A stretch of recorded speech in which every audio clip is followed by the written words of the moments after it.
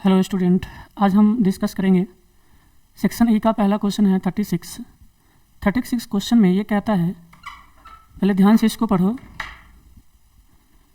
उसके बाद सबसे पहला यहाँ पे दो एपी दिया हुआ है, एक रोशन का और एक आर्यन का। ठीक है, इससे रिलेटेड डायरेक्ट हम इस पे क्वेश्चन पे आते हैं। सबसे पहला क्वेश्चन है find the sum of the common difference of two progression. इन दोनों प्रोग्रेशन का कॉमन डिफरेंस का सम फाइंड करना है। तो हम जानते हैं कि कॉमन डिफरेंस यानी कि d1 कितना हो जाएगा, -2 -+-1 +5 हो जाएगा इक्वल टू 3। ये वाला जो कॉमन डिफरेंस होगा वो क्या हो जाएगा, 184 -187 कितना हो जाएगा बाबू, -3। तो दोनों का सम पूछ रहा है, दोनों का क्या पूछ रहा है, सम। तो d1 + d2 अगर हम करेंगे तो 3 - 3 कितना आ जाएगा, 0। बस ये हमारा आंसर है। दूसरा क्वेश्चन है कि find the 34th term of the progression written by Roshan. जो रोशन के द्वारा लिखा हुआ प्रोग्रेशन है उसका T34 निकालना है, यानी कि 34वां टर्म निकालना है। तो रोशन के द्वारा देखो कौन लिखा हुआ है, बाद वाला, यानी ये जो है रोशन के द्वारा लिखा गया AP है। तो सबसे पहले रोशन के द्वारा लिखा गया जो AP है उसका फर्स्ट टर्म निकालो। तो फर्स्ट टर्म कितना है बाबू, 187 है। कॉमन डिफरेंस हम निकाल चुके हैं, -3 है। निकालना है यहाँ पे T34 निकालना है। क्या निकालना है, T34। तो हम जानते हैं कि Tn का फार्मूला तो ऑलरेडी पता ही होगा। Tn का फार्मूला होता है A + n-1 × d। ठीक है, तो यहाँ से T34 अगर हम निकालते हैं तो फर्स्ट टर्म कितना हो जाएगा, 187 + n-1 मतलब 33 हो जाएगा, माइनस का इंटू में -3। जब इसको हम मल्टीप्लाई करेंगे तो 187 - 99, इसको जब माइनस करेंगे तो 88 हमारा आंसर आ जाएगा। क्लियर। तीसरा क्वेश्चन है कि find the sum of first 10 terms of the progression written by Aryan.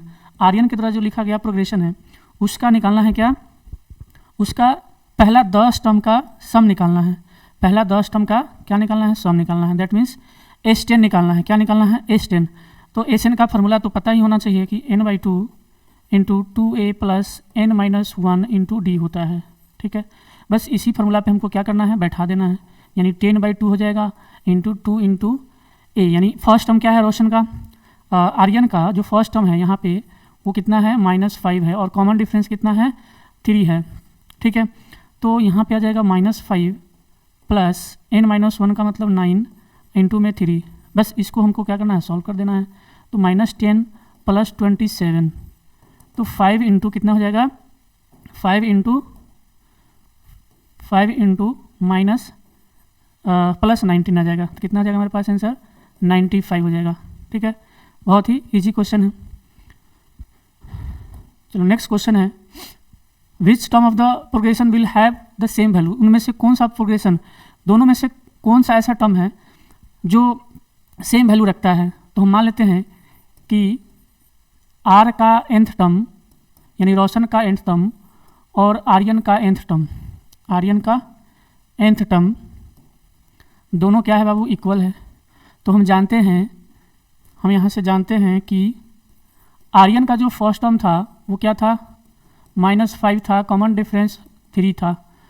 उसके बाद जो रोशन का जो फर्स्ट टर्म था वो कितना था, 187, और कॉमन डिफरेंस कितना था, रोशन का कॉमन डिफरेंस था -3। बस इसी वैल्यू को हमको क्या करना है, इसमें पुट कर देना है। तो यहाँ से लिखेंगे AR + n-1 × dr equal to AA + n-1 × dA।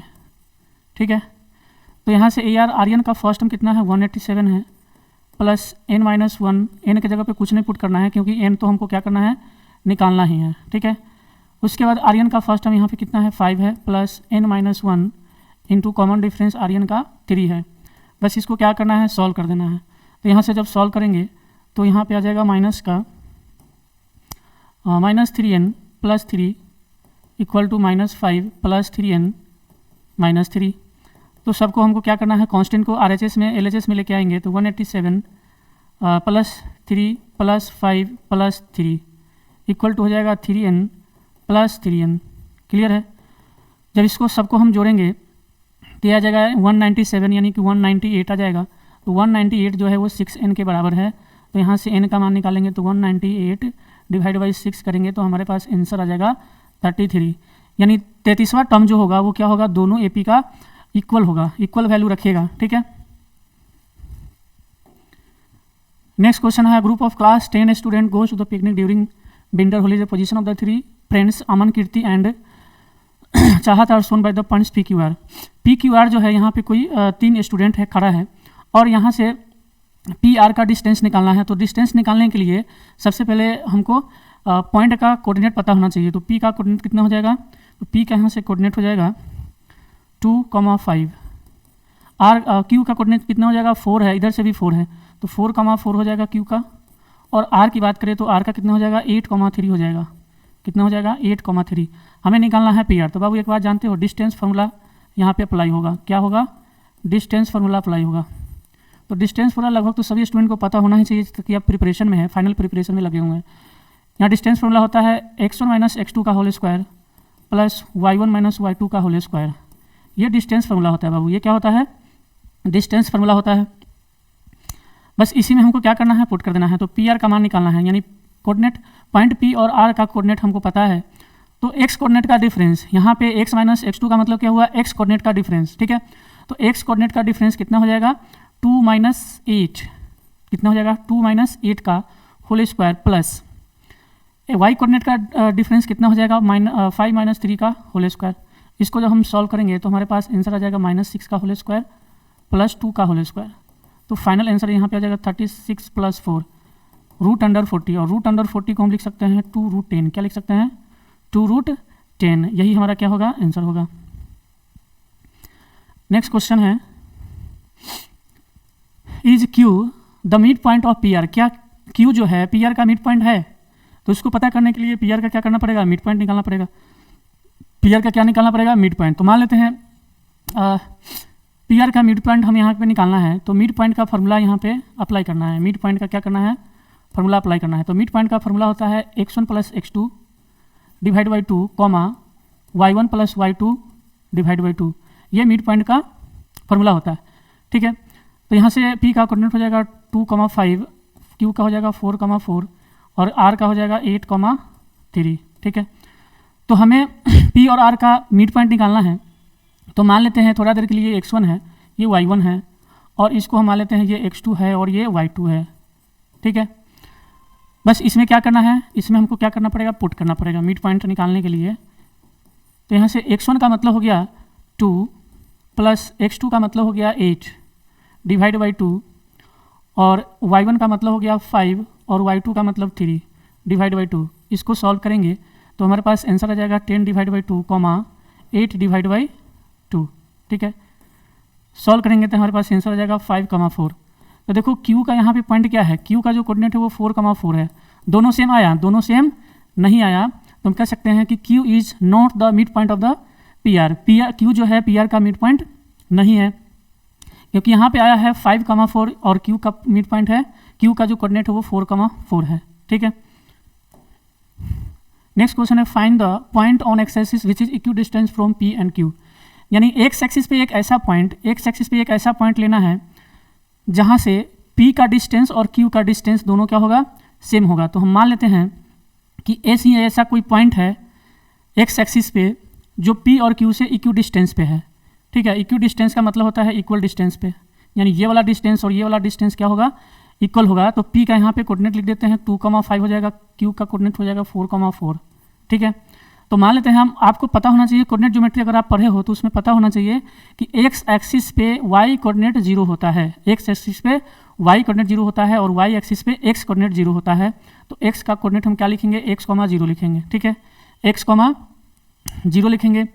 तो अगर ये दोनों इक्वल डिस्टेंस है तो दोनों का डिस्टेंस इक्वल होना चाहिए। दैट मीन्स हम यहाँ से लिख सकते हैं कि PS equal to QS, PS equal to क्या होगा, QS होगा। तो PS अगर हम निकालना चाहे तो PS निकालेंगे तो क्या हो जाएगा, x माइनस 2 का होल स्क्वायर प्लस 0 माइनस 5 का होल स्क्वायर रूट के अंदर, ये बराबर होगा x माइनस 4 का whole square root under x minus 4 का होल स्क्वायर प्लस 0 माइनस 4 का होल स्क्वायर। बस इसको क्या करना है, सॉल्व कर देना है। सबसे पहले रूट हटाने के लिए हम क्या करेंगे, दोनों तरफ स्क्वायर कर देंगे तो रूट हमारा हट जाएगा। स्क्वायरिंग बोथ साइड, दोनों तरफ स्क्वायर करेंगे और इसको a माइनस बी के फॉर्म पे एक्सपेंड करेंगे तो x square plus 4 minus 4x हो जाएगा और प्लस माइनस 5 का स्क्वायर 25 हो जाएगा। इसको भी a माइनस बी के होल स्क्वायर पे ब्रेक करेंगे तो ये हो जाएगा x square plus 16 minus 8x plus 16। Clear है, एक्स स्क्वायर से एक्स स्क्वायर यहाँ पे क्या हो जाएगा, कट जाएगा। तो हमारे पास आंसर आ जाएगा 29 minus 4x equal to 32 minus 8x। तो कांस्टेंट को हम LHS में लेके आते हैं तो 29 माइनस 32 इक्वल टू यहाँ पे हो जाएगा, या फिर हम वेरिएबल को क्या करते हैं LHS में लेके आते हैं। वेरिएबल को हम क्या करते हैं LHS में लेके आते हैं। वेरिएबल को हम LHS में लेके आएंगे तो minus 4x plus 8x equal to 32 minus 29, ठीक है। तो यहाँ पे हो जाएगा 4x इक्वल टू 3, तो x इक्वल टू कितना हो जाएगा 3/4, और 3/4 का मतलब यहाँ पे डेसिमल एक्सपेंशन करेंगे तो 0.75 आ जाएगा, यानी कि x का जो कोऑर्डिनेट आ जाएगा कितना आ जाएगा 0.75, 0, ये हमारा क्या होगा आंसर होगा। यानी इस कोऑर्डिनेट का ये जो पॉइंट है, इस पॉइंट का x एक्सिस पे p और q से दोनों डिस्टेंस क्या होगा बाबू, इक्वल होगा। नेक्स्ट क्वेश्चन है let S be a point which divides the line joining P Q in the ratio 2:3। यहाँ पे क्या कह रहा है कि जो p और q है इसको 2:3 पे डिवाइड कर रहा है, ठीक है। कितना पे 2:3 पे क्या कर रहा है, डिवाइड कर रहा है। यानी यहाँ पे हमारे पास क्या है, p है, ये p है और ये q है, ठीक है। और s कोई पॉइंट है जो 2:3 के रेशियो में इसको क्या कर रहा है, डिवाइड कर रहा है। 2:3 के रेशियो में क्या कर रहा है, डिवाइड कर रहा है। तो यहाँ से हमको क्या निकालना है, s का कोऑर्डिनेट निकालना है। तो p का कोऑर्डिनेट हमको पता है क्या है, 2,5 है। p का कोऑर्डिनेट क्या है, 2,5 है, 2,5 है, और q का कोऑर्डिनेट 4,4 है। तो यहाँ से हमको s का कोऑर्डिनेट निकालना है। तो यहाँ पे जानते हो ना सेगमेंट फार्मूला होता है कि यहाँ पे एक फार्मूला होता है mx1 प्लस, इसको अगर हम m मानते हैं, इसको क्या मानेंगे m, और इसको हम मानेंगे n, ठीक है। तो यहाँ से एक फार्मूला निकल के आएगा, यहाँ से एक फार्मूला होता है कि nx1 plus mx2 divide by n plus m होता है, कॉमा nx2 प्लस, यहाँ पे y कोऑर्डिनेट वाला हो जाएगा, यहाँ पे y कोऑर्डिनेट हो जाएगा ny1 plus my2 divide by n plus n, ये फार्मूला होता है। तो इसी पे हम अगर पुट करते हैं तो n का वैल्यू यहाँ पे 3 है तो 3 इंटू हो जाएगा 2, प्लस m का मान 2 है तो 2 इंटू कितना हो जाएगा 4 हो जाएगा, और डिवाइड बाई कितना हो जाएगा 5 हो जाएगा, कॉमा क्योंकि 3 प्लस 2 कितना हो जाएगा 5 हो जाएगा। n का मान यहाँ पे 3 है, इंटू y1 कितना है बाबू 5 है, प्लस m का मान 2 है और y2 कितना है 4 है, डिवाइड बाई कितना हो जाएगा 5। बस इसी को सॉल्व कर देना है, हमारे आंसर निकल आएगा। यहाँ पे हो जाएगा 5 plus 8 divide by 5, 15 plus 8 divide by 5। जब हम इसको सॉल्व करेंगे तो ये हो जाएगा 13 डिवाइड बाई 5, 23 डिवाइड बाई 5।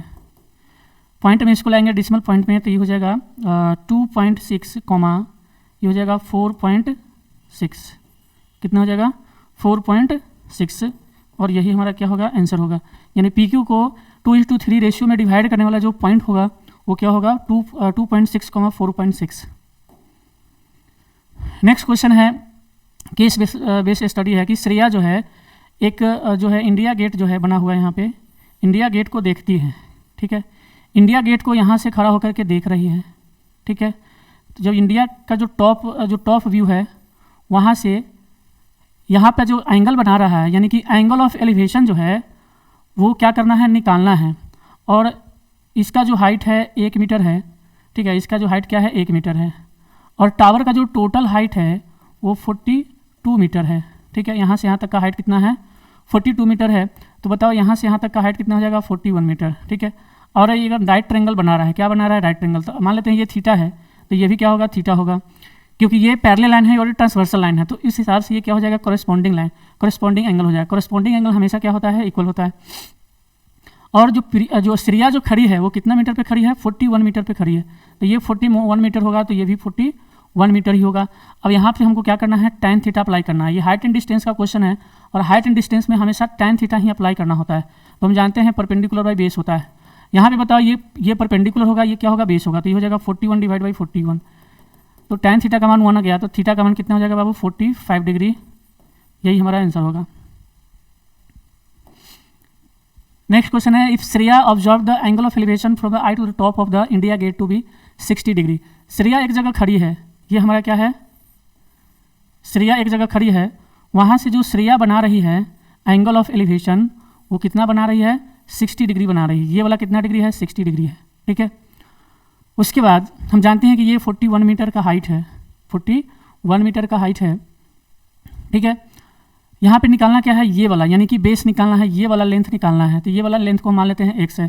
तो यहाँ पे भी हमको क्या अप्लाई करना है, tan थीटा अप्लाई करना है, यानी tan 60 का मान कितना हो जाएगा, तो 41 डिवाइड बाई x हो जाएगा। यहाँ से हम x सॉल्व करेंगे तो ये हो जाएगा 41 डिवाइड बाई tan 60 का मान √3 होता है, और यही हमारा क्या होगा, आंसर होगा।